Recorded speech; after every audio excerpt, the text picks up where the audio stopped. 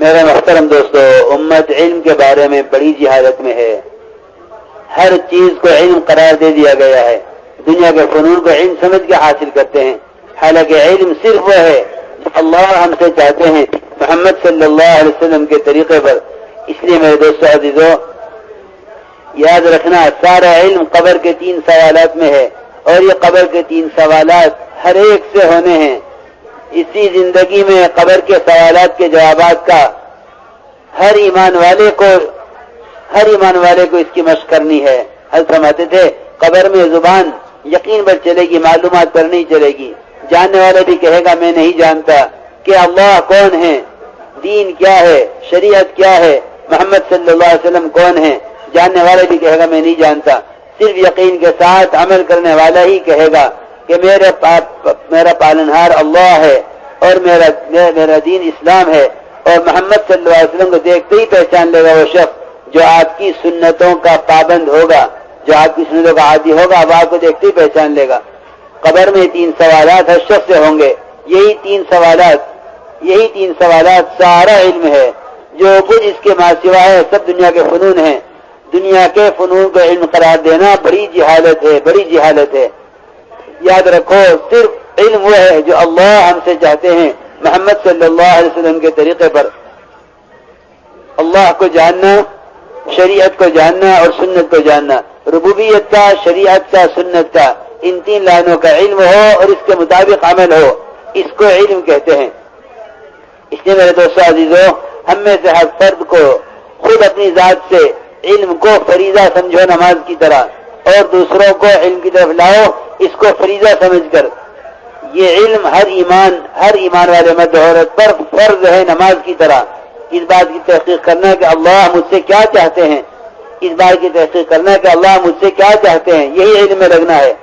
علماء کی صحبت سے علم حاصل کرو، اور علماء کی زیارت کا عبادت یقین کرو، اور مدارس دینیہ سے اب علم حاصل کرو. یہ نماز کی طرح فرض عین ہے. میرے دوست عزیزو، اس زمانے میں تو مسلمان غیروں کے فنون پر فخر کرنے لگا ہے، حالانکہ قرآن کی خبر تو یہ ہے کہ غیروں کے فنون پر فخر کرنا کفر کا مزاج ہے. مسلمان کو چاہیے کہ وہ غیروں کے فنون پر فخر نہ کرے، بلکہ اس بات کی کوشش کرے کہ اللہ مجھ سے کیا چاہتے ہیں. واقعی فخر کرنے کی چیز تو صرف اللہ والے علم ہے کہ قیامت کے دن علماء اونچے مقام پر ہوں گے. علماء کے قیامت کے دن اللہ تعالیٰ کے یہاں بڑا اونچا مقام ہوگا.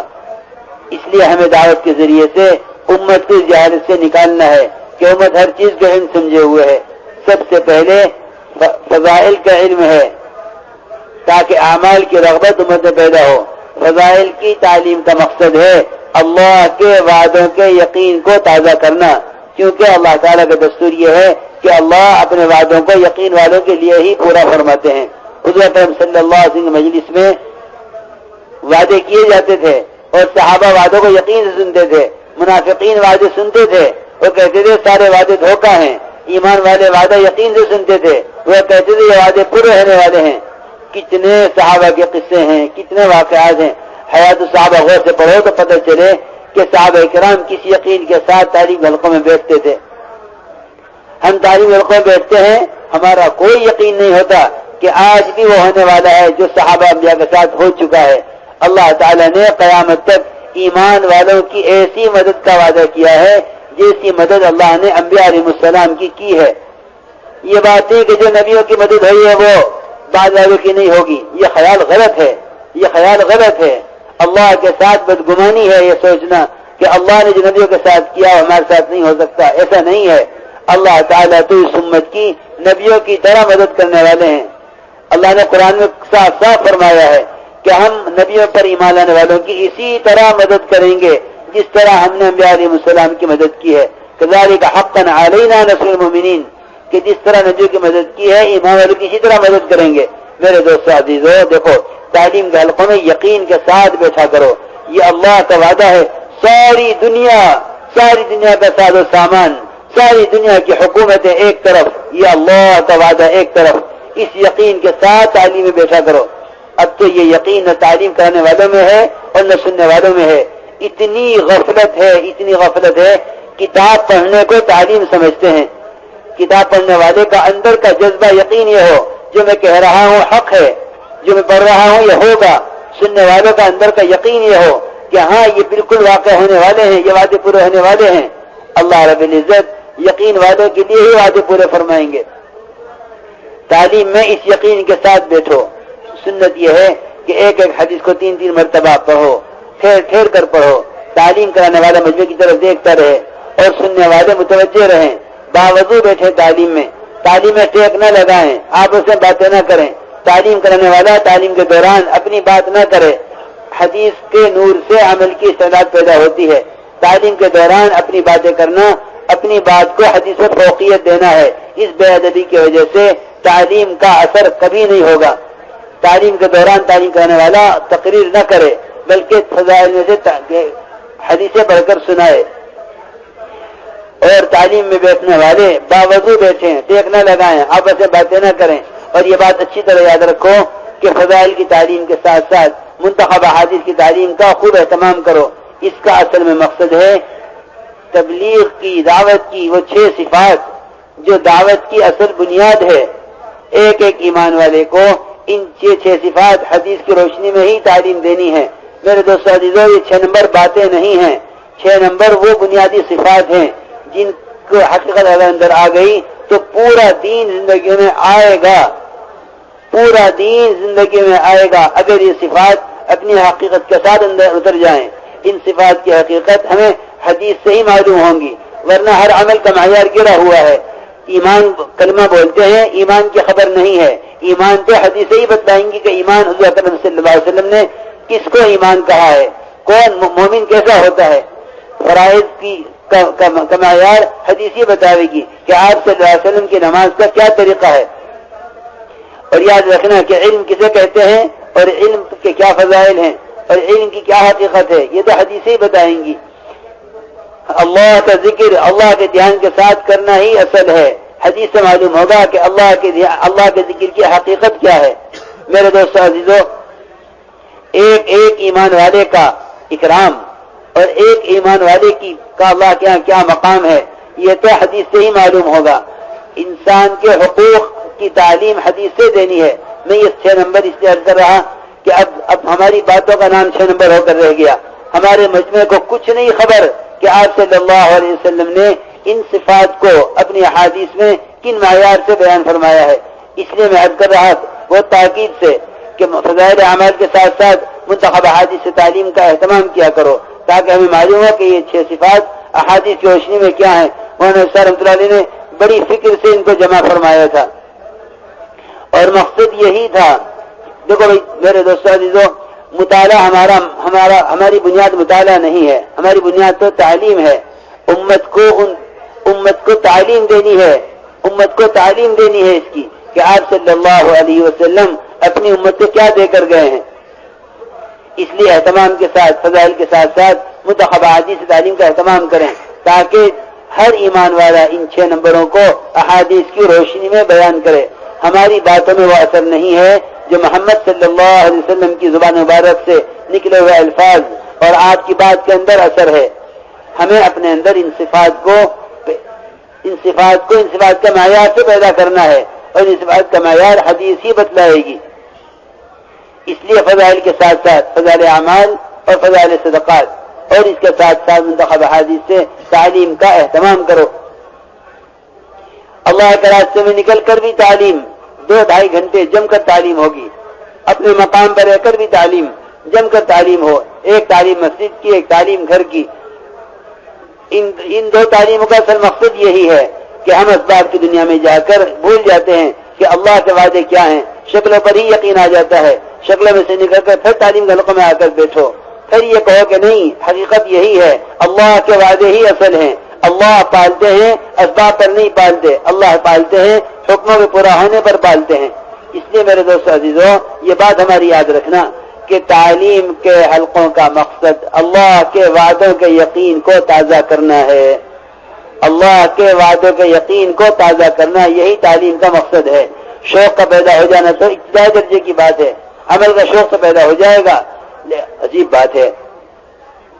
ایک صاحب حضرت کے پاس آئے، کہنے لگے کہ حضرت آپ فرماتے ہیں کہ عمل کا یقین ہو، عمل کا یقین ہو، اعمال کا تو ہمارے اندر شوق فضائل سے ہو ہی گیا ہے، آخر یقین کیا ہے؟ ہم کب جانیں گے کہ ہمارا عمل یقینی ہو گیا؟ حضرت نے فرمایا کہ تم نماز کے لیے مسجد کی طرف چلے، ابھی مسجد کے قریب پہنچے تھے، کسی نے آ کر کہا کہ وزیر اعظم آپ کے گھر پر آ گئے ہیں اور آپ کو بلا رہے ہیں۔ حضرت نے فرمایا کہ اگر اس کا قدم اٹھے گھر کی طرف کہ پہلے وزیر سے پوچھ لوں کیا کہتا ہے، نماز بعد میں پڑھ لوں گا، تو اس نے اللہ کی بادشاہت کا انکار کر دیا اور وزیر کی وزارت کو اللہ کے مقابلے میں تسلیم کر لیا۔ یہ یقین والا نہیں ہے، یہ عمل کا شوق والا تھا۔ جب تک اس کے عمل کے درمیان کوئی بڑی رکاوٹ نہ آئی، اس نے عمل کو عمل سمجھا، جب اس کے عمل کے مقابلے میں وزارت آ گئی، بادشاہت آ گئی، اس نے عمل کو چھوڑ کر وزارت کو ترجیح دی ہے۔ اس کا یقین وزارت پر ہے، اس کا یقین عبادت پر نہیں ہے۔ حضرت نے فرمایا اگر یقین والا ہوتا یہ تو کہہ دو وزیر سے اگر اللہ کی ذات مطلوب ہے تو کلمہ پڑھ کر مسجد میں آ جائے، اور اگر نہیں ہے تو انتظار کرے، ہم اللہ کی طرف جا رہے ہیں، نماز کے بعد ملیں گے۔ جو میرے دوستو عزیزو اچھی طرح سن لو، ہماری تعلیم کا مقصد ہے اللہ کے وعدوں کے یقین کو دلوں میں تازہ کرنا۔ شوق کا پیدا ہونا یہ تو ابتدائی درجے کی بات ہے، نہیں، اصل تعلیم کا مقصد ہے تمام شکلوں سے یقین کو ہٹا کر اللہ کے وعدوں پر یقین کو لانا، وعدوں کو شکلوں کے مقابلے میں یقینی سمجھنا اور شکلوں کو وعدوں کے مقابلے میں انتہائی غیر یقینی سمجھنا، یہ اصل تعلیم کا مقصد ہے۔ اس لیے میں نے عرض کیا کہ جم کر اللہ کے راستے میں نکل کر 2.5 گھنٹے 3 گھنٹے جم کر تعلیم ہو، اگر صبح تعلیم ہزار اعمال ہزار صدقات سے ہے تو شام کو منتخب حدیث سے ہو جائے، ایک اور مقام پر رہتے ہوئے ایک دن دونوں کتابوں سے تعلیم کا اہتمام کریں۔ تعلیم کے دوران تعلیمی گشت صحابہ کی سنت ہے، میں عرض کر چکا ہوں کہ ابو ہریرہ رضی اللہ تعالیٰ عنہ مدینہ کے بازار میں تعلیمی گشت کرتے تھے، یہ تعلیمی گشت مقام پر بھی سنت ہے، اللہ کے راستے میں نکل کر بھی تعلیمی گشت ہوگا۔ جتنی جماعتیں اللہ کے راستے میں نکل رہی ہیں یہ کریں گی، جو واپس جانے والے ہیں یہ بھی یاد رکھیں کہ مقام پر رہتے ہوئے بھی تعلیمی گشت ہے کہ ابو ہریرہ رضی اللہ تعالیٰ عنہ مدینہ کے بازار میں مقامی تعلیمی گشت کر رہے تھے کہ مسجد میں تعلیم ہو رہی تھی اور ابو ہریرہ رضی اللہ تعالیٰ عنہ بازار سے لوگوں کو اٹھا کر مسجد میں بھیج رہے تھے۔ اس طرح میرے دوستو عزیزو، جو لوگ تعلیم میں بیٹھ گئے جا رہے ہیں ان سے بھی کہو کہ آپ گھر پہ جا رہے ہیں، جو امام والے ملے اس کو مسجد میں تعلیم گھروں میں بھیج دو۔ اس طرح ہمیں 2.5 گھنٹے کی محنت کے دوران بھی مسجد کے اندر آنے والوں کو تعلیم کے اور ایمان کے حلقوں میں جوڑتے رہنا ہے۔ یہ تعلیمی گشت مدینے میں بھی ہوتا تھا اور باہر نکل کر بھی ہوتا تھا۔ اس طرح ہمیں اللہ کے راستے میں نکل کر بھی اور مقام پر رہتے ہوئے بھی تعلیم کے دوران مسجد میں ایمان والوں کو جوڑتے رہنا ہے۔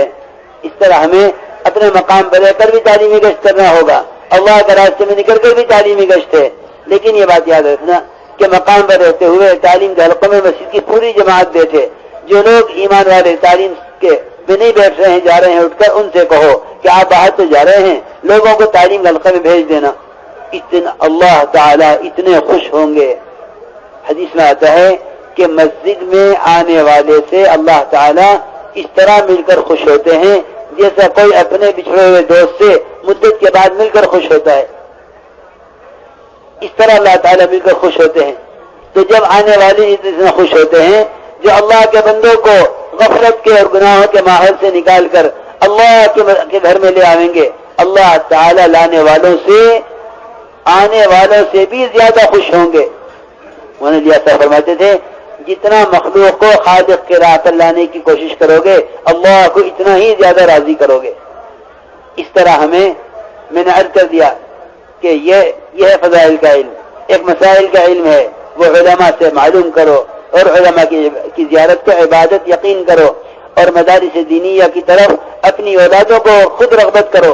دیکھو بہت بڑا فتنہ ہے اس زمانے میں کہ سارا علم آلات اسباب پر آ گیا ہے، جس نے امت کو علماء کی صحبت سے اور علماء سے مستغنی کر دیا ہے۔ نہیں، دیکھو علم تو صحبت سے ہی آتا ہے، اس لیے ہم گشتوں کے ذریعے سے اس کی بھی ترغیب دیں۔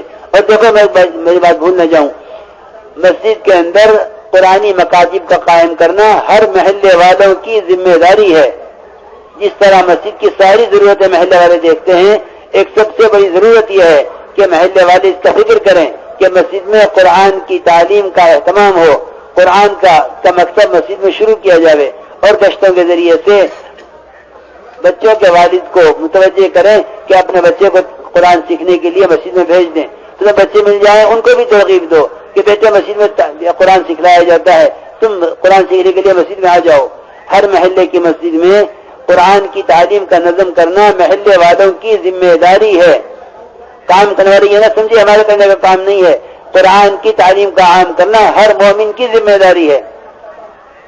इस तरह मस्जिदों के अंदर कुरानी मकातिब का कायम करना ये हमारी बुनियादी जरूरत है। बुनियादी स्कूल खूब बना लिए, कॉलेज खूब बना लिए, वो फनून जिससे अल्लाह कभी राजी ना होंगे उसको तो जिम्मेदारी समझते हैं।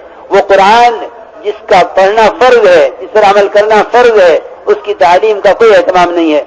इसलिए हर मस्जिद के अंदर कुरानी मकतब का कायम करना महल्ले वालों की जिम्मेदारी है और गश्तों के जरिए बच्चों के बड़ों को मुतवज्जे करना कि अपने बच्चों को तालीम के लिए मस्जिद में भेजें, हर काम करने वाले की जिम्मेदारी है। मेरे मोहतरम दोस्तों बुजुर्गों, বলেন যে ভাই আমাদের এই দাওয়াতের মেহনতের দ্বারা একটা জিনিস হলো যে ভাই এলেমের দিকে দাওয়াত দেওয়া। এলেম কাকে বলে? বলেন যে ভাই এলেম হলো আল্লাহ তাআলা হুজুর আকরাম সাল্লাল্লাহু আলাইহি ওয়াসাল্লামকে যে শরীয়তের এলেম দিয়েছেন সেটাকেই এলেম বলা হবে। দুনিয়ার যে সমস্ত বিদ্যা মানুষ দুনিয়া কামাইবার জন্য শিখে সেগুলিকে এলেম বলে না, বলে সেগুলির উপরে ফখর করা, গর্ব করা, বলে এটা তো কুফরের মেজাজ, কাফেরদের মেজাজ। গায়ের এলেমের উপরে অর্থাৎ অন্যদের গায়ের মুসলমানদের এলেমের উপরে বিদ্যার উপরে গর্ব করা এটা তো কুফরের মেজাজ। আর মেরে মোহতারাম দোস্তা বলছেন যে এলেম যেটা আল্লাহ তাআলা হুজুর আকরাম সাল্লাল্লাহু আলাইহি ওয়াসাল্লাম উপরে নাযিল করছেন বলে সেটাই একমাত্র এলেম।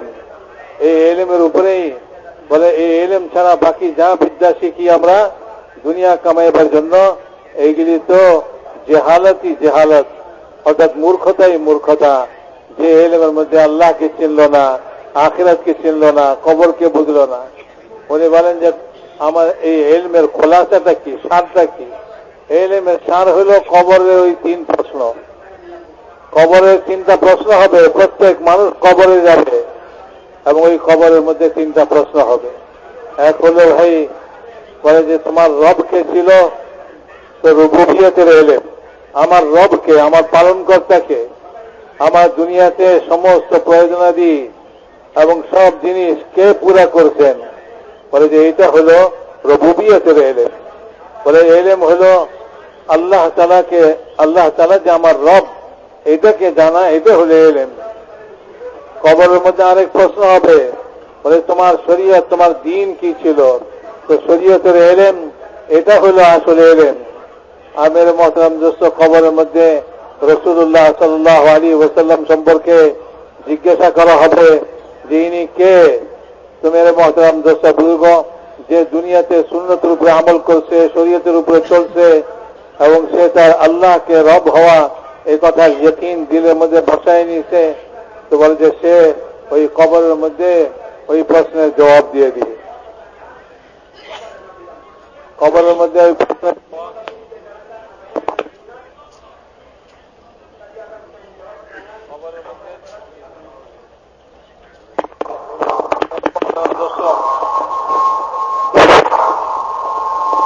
কবরের মধ্যে যে প্রশ্ন হবে,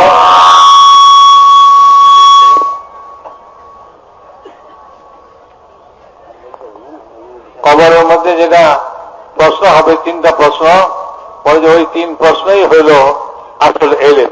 এলেমের খোলাসা, এলেমের সার হইল কবরের 3 প্রশ্ন। বলে যে এই প্রশ্নের জবাব যে বলে জানার উপরে কেউ এই প্রশ্নের জবাব দিতে পারবে না। বলে আমি জানি আমার রব আল্লাহ, আমি জানি ইসলাম একটা ধর্ম দিন, এবং আমি জানি যে মুহাম্মদ সাল্লাল্লাহু আলাইহি ওয়াসাল্লাম আল্লাহর রাসূল। তো বলে যে মানুষ জানার উপরে সেখানে জবাব দিতে পারবে না। হযরত মাওলানা ইউসুফ সাহেব রাহমাতুল্লাহ আলাইহি বলতেন এই কথা, বলে যে কবরের প্রশ্নের জবাব যেটা হবে সেটা মানুষের জ্ঞানের উপরে হবে না, মানুষ কতখানি জ্ঞান হাসিল করছে সেই হিসাবে সে জবাব দিতে পারবে না। বলে সেখানে তো ইয়াকিন হিসাবে ওই কবরের প্রশ্নের জবাব দিবে। যদি তার यकीन হয় যে আল্লাহ আমার রব, আল্লাহ আমাকে পালছে, তো মেরে মোহতরম দোস্ত, আল্লাহর রুবুবিয়তের यकीन যদি তার দিলের মধ্যে পয়দা হয়ে যায়, আর যদি মেরে মোহতরম দোস্ত আল্লাহ তাআলার আহকামাতের উপরে, আমালের উপরে, আল্লাহ পাকের সমস্ত ওয়াদা, এটার यकीन তার দিলের মধ্যে পয়দা হয়ে যায় এবং সে আল্লাহ তাআলার হুকুমকে সে দুনিয়াতে পুরা করে। আল্লাহ তাআলার হুকুমই হল শরীয়ত এবং দ্বীন। তো আল্লাহ তাআলার হুকুমের উপরে যদি আল্লাহ তাআলার হুকুমের উপরে তার यकीन পয়দা হয়ে যায়, তো মেরে মোহতরম দোস্ত বুজুর্গ, পরে যে সেই কবরের মধ্যে ওই প্রশ্নের জবাব তার यकीन হিসাবে দিয়ে দিবে।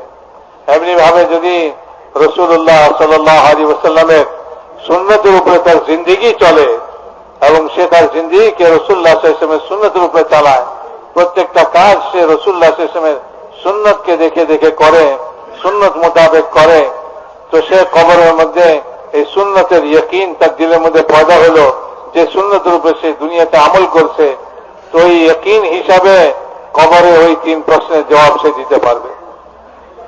শুধু জানার উপরে বলে আমি জানি, আমি কলমা জানি, আমি শরীয়ত জানি, আর আমি মুহাম্মদ সাল্লাল্লাহু আলাইহি ওয়াসাল্লামকে জানি, বলে যে এই জানার উপরে সেখানে জবাব দিতে পারবে না। জানা থাকা সত্ত্বেও সে ওখানে এই কথাই বলবে যে আমি তো জানি না কিছু, আমার রবকে আমি জানি না, দ্বীনকে আমি জানি না, মুহাম্মদ সাল্লাল্লাহু আলাইহি ওয়াসাল্লামকে আমি জানি না। অথচ দুনিয়াতে সে অনেক জ্ঞান অর্জন করছে, অনেক এই বিষয়ে জ্ঞান হাসিল করছে, ইলম হাসিল করছে। এই জন্য মেরে মোহতরম দোস্ত বুজুর্গ, উনি বলেন যে ভাই আমাদের এই ইলমের মধ্যে, আমরা যে ইলমের দিকে দাওয়াত দিতেছি, বলে যে এই ইলমের মধ্যে আমাদের উদ্দেশ্য হলো এই ইলমের यकीन আমাদের দিলের মধ্যে পয়দা হয়ে যায়। এই জন্যই বলেন যে সর্বপ্রথম ফাজাইলের ইলম আমাদেরকে হাসিল করতে হবে।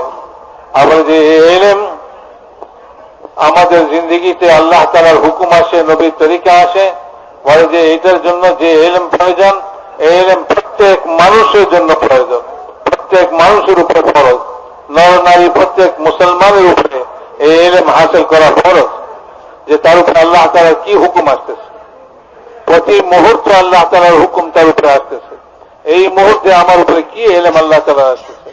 তো এই ইলম হাসিল করা আমার জন্য, এটা জানা আমার জন্য ফরজ। যেমন নামাজ ফরজ, এমন তেমনি ভাবে এই ইলমও ফরজ।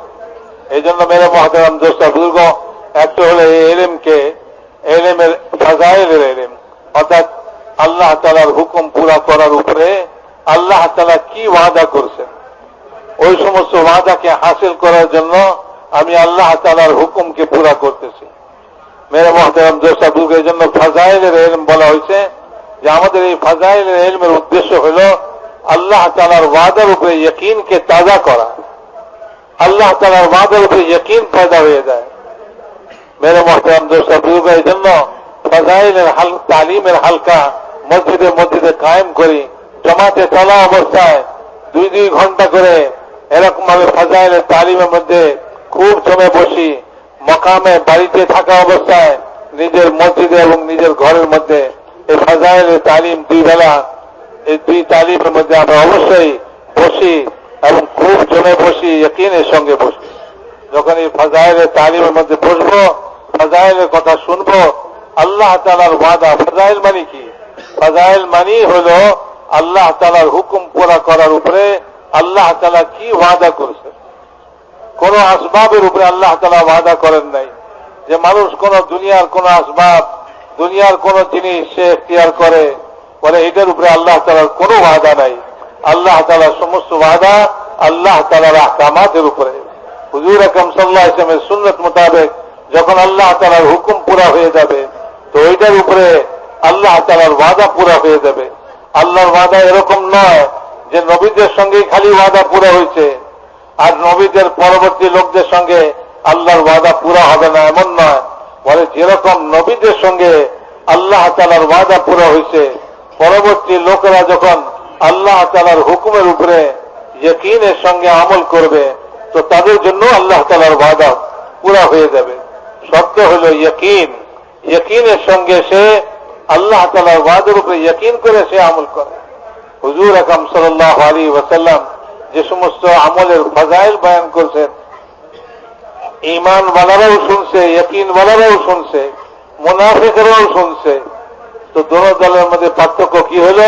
বলে ইয়াকিনওয়ালারা তো, ঈমানওয়ালারা তো হুজুর সাল্লাল্লাহু আলাইহি ওয়াসাল্লামের এই সমস্ত ফজিলত এবং ওয়াদা আল্লাহ তাআলার, এটার উপরে তারা পাক্কা ইয়াকিন করে নিয়েছে। বলে এটা হবেই হবে, যখন আল্লাহর রাসূল বলছে এরকমই হবে।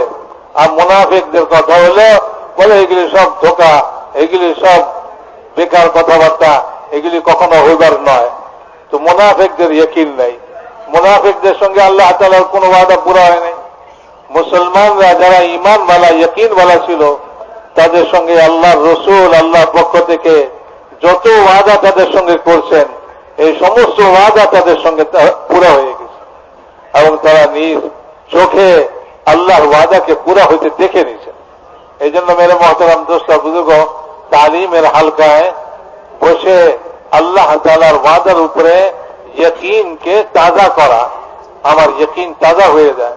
এই জন্য তালিমের হালকাতে যখন বসবো, আদবের সঙ্গে বসবো, এরকম না যে ভাই যেমন খুশি তেমন বসলাম। এই জন্য বলেন তালিমের হালকাতে ওযুর সঙ্গে বসি, খুশবু লাগাইয়া বসি, এবং তালিমের হালকাতে আমি টেক লাগাইয়া হেলান দিয়া না বসি, সোজা হয়ে বসি এবং তালিমের হালকাতে খুব মনোযোগ দিয়া শুনি।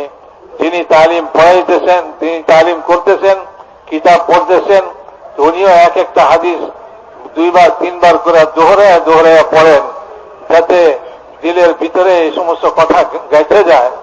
উনি বলেন যে খালি তালিম পড়ার জন্য নয়, কিতাব পড়ার নাম তালিম নয়। বলে কিতাব পড়তেছে একজনে, কয়েকজনে মিলে কিতাব শুনতেছে, এটাকেই তালিম বলে না। বলে ভাই তালিমের মধ্যে আল্লাহ তাআলা যে ওয়াদা করতেছেন আল্লাহ রাসূলের জবানে, বলে যে এই সমস্ত ওয়াদার উপরে দিলের ভিতর থেকে এই ইয়াকিন হয় যে এই কথাগুলো হক, এই কথাগুলো সত্যি এবং এটা অবশ্যই হবে।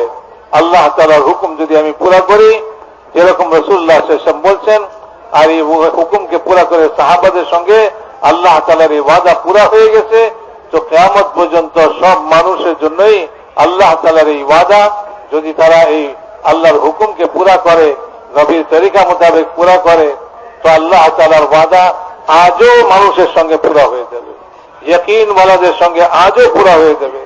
কিয়ামত পর্যন্ত মানুষের জন্য যে ইয়াকিন করে সে আল্লাহ তাআলার হুকুমকে পুরা করতেছে, তার জন্য এই ইলম, এই আল্লাহ তাআলার ওয়াদা পুরা হয়ে যাবে। এই জন্য মেরে মহতারাম দোস্ত বুজুর্গ, বলে যে তালিমের হালকার মধ্যে আমরা সবাই জমে বসবো এবং তালিমের হালকা খুব ইয়াকিনের সঙ্গে, খুব আদবের সঙ্গে আমরা এই তালিমের হালকায় কথাবার্তা শুনবো এবং বাহিরের লোকদেরকে এই তালিমের হালকাতে জমা করব, তালিমের হালকাতে আমি নিয়ে আসবো। তালিম চলাকালীন তালিমের গাছ হবে। বাইরের লোকদেরকে, যারা গাফলতের পরিবেশের মধ্যে আছে, যারা দুনিয়ার পরিবেশের মধ্যে আছে, তাদেরকে গাছ করে করে মসজিদে তালিমের হালকাতে জুড়ব। যেমন জামাতে চলাকালীন আমরা গাছ করে করে লোকদেরকে মসজিদে তালিমের হালকাতে জুড়ব, ঠিক এমনি ভাবে যখন নিজেদের এলাকার মসজিদে আমরা তালিম করি, বলে সেখানেও আমরা তালিমি গাছ করি। তালিম চলাকালীন বাইরে দুই সাথী এরকম ভাবে গাছ করে করে লোকদেরকে তালিমের হালকার দিকে আনি। মেরে মহতারাম দোস্তা বুজুর্গ, কত বড় ফজিলতের কথা कि যে আল্লাহ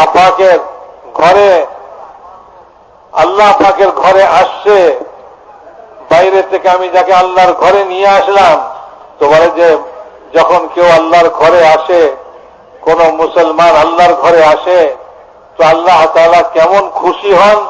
বলে যে অনেক দিনের পুরানা বন্ধু অনেক দিন পরে, অথবা কোন আত্মীয় বহুদিন পরে বাড়িতে আসছে, ঘরে আসছে, তার সঙ্গে সাক্ষাৎ হয়েছে, তখন ওই সাক্ষাতে যেরকম আমরা আনন্দ অনুভব করি, বলে আল্লাহ তাআলা তার কোন বান্দা যখন মসজিদে আসে, এরকম আল্লাহ তাআলা আনন্দিত এবং খুশি হন। তো মেরে মহতারাম দোস্তা বুজুর্গ, একজন লোককে বাহিরের থেকে মসজিদে আনা, বলে যে এটা কত বড় কাজ। যে আসলো তার যদি এই ফজিলত হয়, আর যে বাহিরের থেকে আনতেছে, যে তাদেরকে তৈরি করে করে মসজিদে আনতেছে, তার ফজিলত কত উঁচা হবে। তার উপরে আল্লাহ তাআলা কত খুশি হবেন। হযরত মাওলানা ইলিয়াস সাহেব রাহমাতুল্লাহ আলাইহি বলতেন, বলে যে মানুষকে এরকম ভাবে দাওয়াত দিয়া আল্লাহর দিকে আনে, বলে যে দাওয়াত আল্লাহর দিকে দাওয়াত দিয়া মানুষকে আনা, বলে এটা আল্লাহ তাআলা সবচেয়ে বেশি নৈকট্য হাসিল করার উপায়। আল্লাহ তাআলা সবচেয়ে নিকটবর্তী হয় ওই বান্দা যে মানুষকে আল্লাহর দিকে ডাকে, যে মানুষকে আল্লাহর দিকে নিয়ে আসে, আল্লাহর ঘরের দিকে নিয়ে আসে।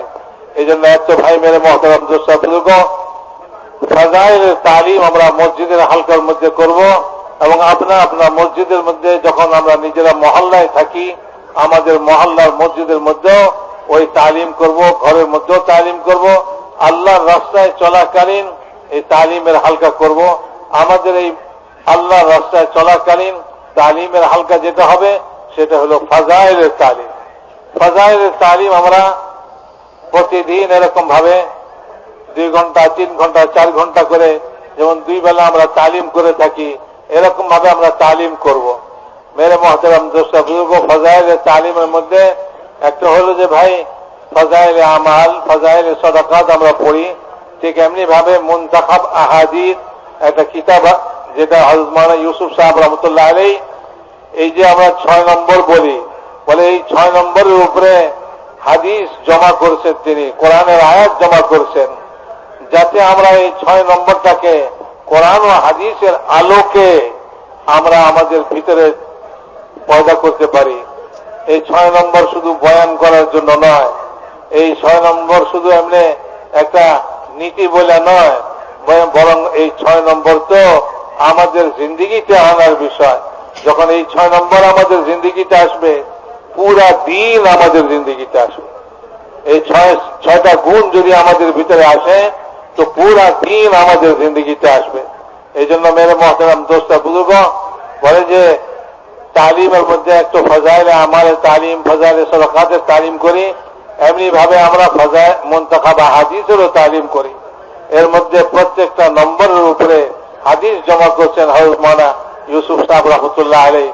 ওই হাদিসের মধ্যে আমরা বুঝতে পারবো যে আমরা যে নামাজ পড়বো এটার মধ্যে আল্লাহ তাআলার কি ওয়াদা, আমরা যে জিকির করব আল্লাহ তাআলার কি ওয়াদা, আমরা যে আল্লাহর ইলমকে হাসিল করবো এটার উপর আল্লাহর কি ওয়াদা, আমি যে একরাম করব একরামের উপরে আল্লাহ তাআলার কি ওয়াদা। তো এই প্রত্যেকটা নম্বরের উপরে আল্লাহ তাআলার কি ওয়াদা কোরআন ও হাদিসের আলোকে যাতে আমি বুঝতে পারি, এই জন্যই হযরত মাওলানা ইউসুফ সাহেব রাহমাতুল্লাহ আলাইহি বলে যে হাদিস জমা করছেন, কোরআনের আয়াত জমা করছেন মুনতাখাব হাদিসের মধ্যে। তো এই মুনতাখাব হাদিসটাকে আমরা তালিমের মধ্যে যেরকম ফাজাইলে আমালের তালিম করি, ফাজাইলে সাদাকাতের তালিম করি, এমনি ভাবে মুনতাখাব হাদিসেরও তালিম করব। এই জন্য মেরে মহতারাম দোস্ত বুজুর্গ, বলেন যে ভাই একটা হলো ফাজাইলের তালিম, তার সাথে সাথে মাসাইলের তালিমও আমাদেরকে হাসিল করতে হবে। মাসলা মাসাইল এটাকেও আমাদেরকে জানতে হবে।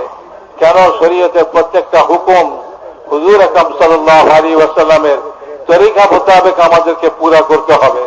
তো এটাকে আমাদেরকে জানবার জন্য মাদ্রাসায় যাইতে হবে, ওলামাদের কাছে যাইতে হবে, যাদের কাছে মাসাইলের ইলম আছে, দ্বীনি মাদারিস, দ্বীনি মাদ্রাসা যেগুলো আছে, বলে যে সেখানে ওলামায়ে কেরাম আছে, তাদের কাছে যায় আমাদেরকে ইলমকে হাসিল করতে হবে।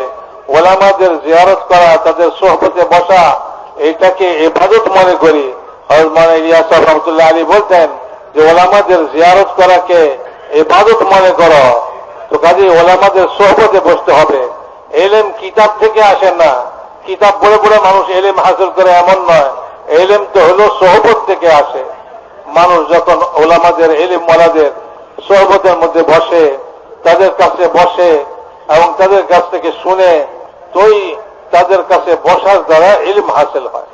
এই জন্য ওলামাদের সঙ্গে জিয়ারত করি, ওলামাদের কাছে যাই, নিজের দ্বীনি বিষয় সময়ে সম্পর্কে ওলামাদের কাছ থেকে মাসলা মাসাইল জানি, দুনিয়ার বিষয় সম্পর্কেও ওলামাদের কাছ থেকে মাসলা মাসাইল জানতে হবে আমাকে।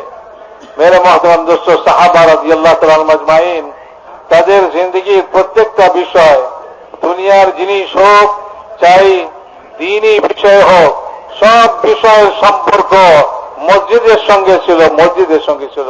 এই কথাটা উনি আগে বলছেন, আমি ভুলে গেছি। তো এই কথাটা হলেই যে মসজিদের সঙ্গে সাহাবাদের দুনিয়া এবং আখিরাত, দিন দুনিয়ার সর্ব বিষয়ের সম্পর্ক মসজিদের সঙ্গে ছিল।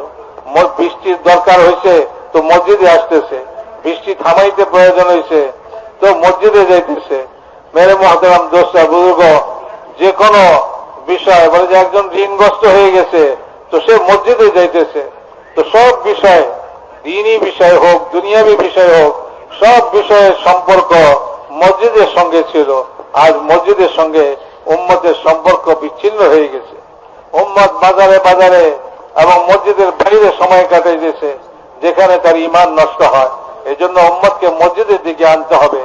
আর মসজিদের দিকে আনবো যে বলে ভাই তালিমের হালকায় আনি, তাদেরকে ঈমানের হালকায় আনি, আর নিজেরা নিজেদের জিন্দগির সমস্ত বিষয়গুলাকে শরীয়ত মোতাবেক, মাসাইল মোতাবেক, যাতে আল্লাহ তাআলার হুকুম মোতাবেক, নবীর তরিকা মোতাবেক হয়ে যায়, এটার জন্য আমাকে মাসাইলের ইলম হাসিল করতে হবে। এই মাসাইলের ইলম হাসিল করা ফরজ। যেমন আল্লাহ তাআলার হুকুম ফরজ, ওই হুকুমের তরিকা জানাও ফরজ, যে ওই হুকুম কিভাবে আমি আদায় করব, এটার জন্য আমাকে মাসলা জানতে হবে। এই মাসাইল শিখার জন্য ওলামাদের খিদমতে হাজির হইতে হবে। ওলামাদের খিদমতে হাজির হওয়াকে ইবাদত মনে করি, তাদের খিদমতে বসাকে ইবাদত মনে করি। বলেন যে ভাই নিজেদের বাচ্চাদেরকে তাদেরকে দ্বীনি ইলম শিখাই, কোরআন শিখাই, এই কোরআন শিখাই, দ্বীন শিখাই, দ্বীনের ইলম হাসিল করাই। তাদেরকে ওই সমস্ত যে দুনিয়াবী বিদ্যাটা আমরা শিখে ফেলছি আর আমরা মনে করতেছি যে এটাই আমার জন্য যথেষ্ট। না, আমাদের জন্য মেরে মহতারাম দোস্তা বুজুর্গ, আমাদের জন্য যেমন আমাদের জিন্দগির খোদায়ে পাকের সমস্ত হুকুমের যে মাসলা জানা, বলে যে এই মাসলা, এই হুকুম কিভাবে পুরা করব, এটাকে জানা আমাদের জন্য যেরকম জরুরি, পরবর্তী আমাদের যে বংশধররা আসতেছে, আমাদের বাচ্চারা, ছেলেপেলেরা, তারাও যাতে দ্বীন শিখে এবং দ্বীন মোতাবেক তাদের জিন্দগি বনে, এটার জন্য তাদেরকে দ্বীনের ইলম হাসিল করাইতে হবে। মেরে মহতারাম দোস্ত, উনি বলেন যে ভাই আমরা প্রত্যেক মসজিদের মসজিদের যে মহল্লাবাসী, তাদের প্রত্যেকের দায়িত্ব, মহল্লাবাসী মুসলমান প্রত্যেকের দায়িত্ব হল, প্রত্যেক মুসলমানের দায়িত্ব হল যে সে তার মহল্লার মধ্যে, মসজিদের মধ্যে বাচ্চাদেরকে কোরআন শিখাইবার ব্যবস্থা করে এবং এটার জন্য মক্তবের ব্যবস্থা করে।